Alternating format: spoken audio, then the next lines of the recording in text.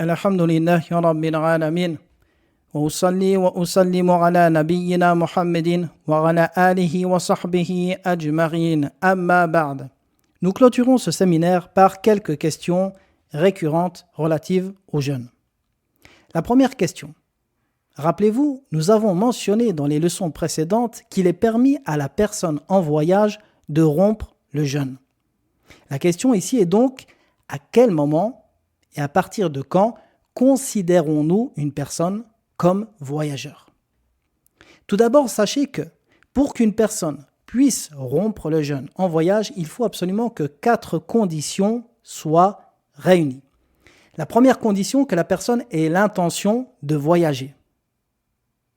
Par exemple, une personne prendrait sa voiture pendant des jours du mois du Ramadan et sortira avec sa famille se promener, jusqu'à dépasser la distance à partir de laquelle nous considérons la personne en voyage.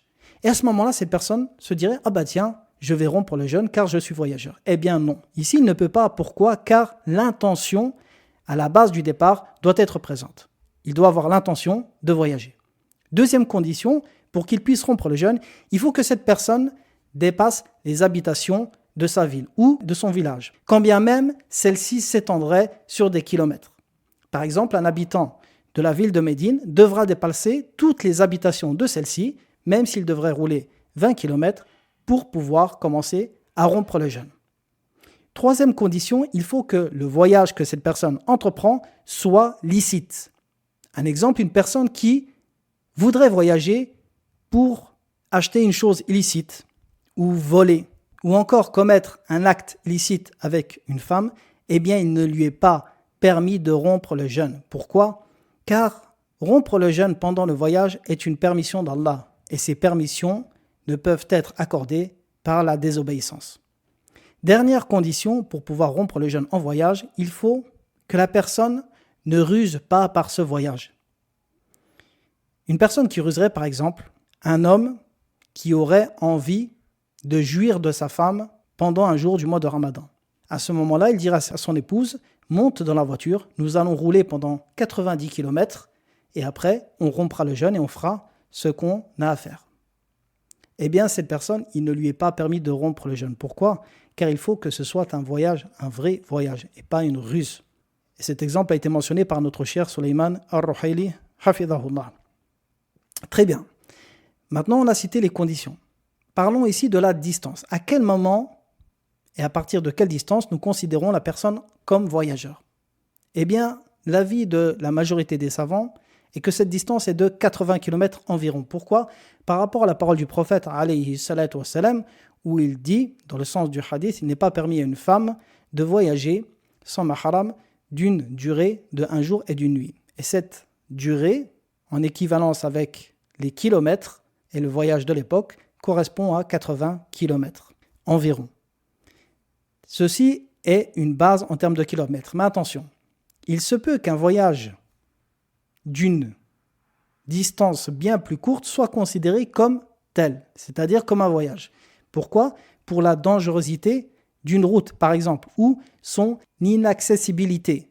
Par exemple, une personne qui vivrait dans une montagne très reculée avec des routes sinueuses et impraticables. Eh bien, cette personne, elle peut faire 20 km jusqu'au village d'après et être considérée comme voyageur dans le village d'après. Et ici, on revient à quoi? On revient aux coutumes et aux mœurs qui sont en vigueur dans ce pays ou dans cette région. Par exemple, si dans cette contrée, il est connu que la personne qui vient de tel village est un voyageur, pourquoi? À cause de la difficulté de ce voyage, quand bien même ce serait moins de 80 km, eh bien nous prenons cela en compte. Maintenant, pour des routes praticables et pour la base, nous disons environ 80 km, et ceci est l'avis de notre cher Sulayman, Ruhayli hafidhahullah, et d'autres savants. Très bien, donc une personne qui entreprendrait un voyage avec l'intention d'une distance de plus de 80 km, une fois qu'il aurait dépassé les habitations, que son voyage est licite, à partir de ce moment-là, il peut rompre le jeûne. Quand bien même il aurait mis l'intention de jeûner ce jour-là, selon l'avis le plus juste des savants. Voici la première question. Deuxième question. Quel est le jugement du kuhl pendant le jeûne? Le kuhl, c'est une sorte de mascara qui a des vertus thérapeutiques et médicinales qu'on met sur les cils. Est-ce qu'il est permis ou non d'utiliser le kohl? Et le kohl, comme l'a dit Ibn Taymiyyah, n'annule pas le jeûne. Même si certains jurisconsultes voient cela, l'avis le plus juste est qu'il n'annule pas le jeûne. Il existe un hadith où le prophète alayhi salatu wassalam, aurait utilisé le kohl pendant le jeûne du mois de Ramadan, mais celui-ci, sa chaîne de transmission n'est pas authentique chez beaucoup de savants du hadith. Troisième question. Quel est le jugement de l'encens et du parfum pendant le jeûne du mois de Ramadan? Ibn Taymiyyah voit que ni le bukhur, l'encens, ni le parfum annulent le jeûne. Même si Cheikh al-Uthaymin nuance un peu les propos en disant que l'encens, si la personne respire la fumée comme elle respirait la fumée d'une cigarette, eh bien son jeûne serait caduc. Quatrième question, est-il permis de goûter de la nourriture pour la personne qui cuisine pendant le jour du mois de Ramadan? Eh bien, il est permis de goûter à la nourriture à condition de recracher celle-ci et de ne rien avaler. Et ceci est le madhab hanbali, le madhab de l'imam Ahmed, et c'est l'avis de Ibn Baz et d'autres savants, rahimahumullah. Cinquième question. Les glaires que nous avons dans la gorge ou qui descendent du nez pendant le jeûne. Est-ce que ceux-ci annulent le jeûne? Ici, il y a deux cas. Le premier cas, les glaires qui vont venir jusqu'à votre bouche. Par exemple, une personne va râler, elle va racler sa gorge et faire parvenir ses glaires jusqu'à sa bouche, jusque l'intérieur de sa bouche. Eh bien, ici, si cette personne ravale ce glaire, son jeûne est caduc. Et ceci est l'avis de l'école hanbalite et c'est l'avis de l'imam Ibn Baz et Cheikh Fawzan. Deuxième cas maintenant, les glaires qui se trouvent dans la gorge ou qui descendent du haut de celle-ci directement dans le ventre. Eh bien, ceci n'annule pas le jeûne et c'est l'avis de l'école hanbalite, même s'il voit que la personne doit faire en sorte de recracher ceci et de ne pas les avaler. Sixième question, est-il permis d'utiliser le siwak? Vous trouverez souvent dans les livres de jurisconsulte qu'il est permis d'utiliser le siwak jusqu'à la prière de Dhuhr, jusqu'au zénith, et qu'après il est déconseillé de l'utiliser. Il est déconseillé, il n'est pas interdit. Et ceci est l'avis de l'école hanbalite, l'école de l'imam Ahmed et également l'avis de l'imam Shafi'i. Mais beaucoup de savants de ces deux écoles et d'autres écoles voient que le siwak est recommandé en tout temps, pour la personne qui jeûne ou non. Et la preuve de cela est un hadith authentique rapporté par Amir ibn Rabi'a où il dit « Ra'aytu an-nabi sallallahu alayhi wa sallam ma la uhsi yatasawwaku wa huwa sa'im » Dans le sens de ce hadith, Amir nous dit qu'il voyait le prophète sallallahu alayhi wa sallam utiliser le siwak en état de jeûne un nombre incalculable de fois. De là, on comprend qu'il l'utilisait forcément avant et après le zawal. Et de ce hadith, les savants ont déduit qu'il est permis d'employer le siwak même après le zawal. Et ceci est l'avis de notre cher Sulayman, hafidhahullah. Septième question. Une personne qui va faire les ablutions et qui va avaler par inadvertance de l'eau ou dans le roust, eh bien son jeûne est valide. Par rapport, rappelez-vous, aux trois conditions pour que le jeûne soit caduc lorsqu'on commet un annulatif. Une de ces trois conditions n'est pas présente ici, c'est le fait de faire cela volontairement. Huitième question. Une personne qui aurait des rapports avec son épouse peu avant l'aube jusqu'à ce qu'elle entende l'adhan. Elle est pendant l'acte et à ce moment-là, elle entend l'adhan. Ici, on a deux cas. Si la personne continue ses rapports et finit, forcément son jeûne est caduc. Elle devra expier. Par contre, si la personne se retire directement, ici les savants ont divergé. L'avis de l'imam Ahmed et de l'imam Malik est que son jeûne est invalide. Pourquoi? Car le fait de se retirer représente un mouvement qui fait partie des mouvements des rapports. Donc il a commis un acte du rapport pendant le jour du Ramadan. Donc il doit rattraper son jeûne. Son jeûne est invalide. Mais il n'oblige pas à cette personne d'expier dans ce cas. Et le deuxième avis, qui est l'avis de l'imam al-Shafi'i et de l'imam Abu Hanifa, est que son jeûne est valide. Pourquoi? Car la personne qui s'arrête, qui se retire, au moment où il entend l'adhan, est semblable à la personne qui arrête de manger et recrache ce qu'il a dans la bouche, ou qui arrête de boire. Il n'y a pas de différence entre ça et ces deux cas. Donc de là, ils ont dit, il n'y a pas de différence. Son jeûne est valide.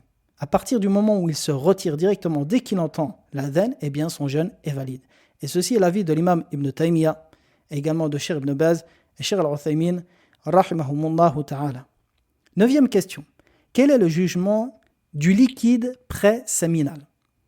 Qu'est-ce que le liquide préséminal? Le liquide préséminal est le liquide transparent qui sort en très petite quantité lorsque l'homme est excité, lorsqu'il a des désirs. Le liquide préséminal, il ne vient en général que par désir, excepté certaines personnes qui ont des maladies particulières, mais la base est que ce liquide vient à partir du moment où l'homme est excité. Très bien. Est-ce que ce liquide invalide le jeûne, la sortie de celui-ci? L'avis de la majorité des savants est que ce liquide n'annule pas le jeûne.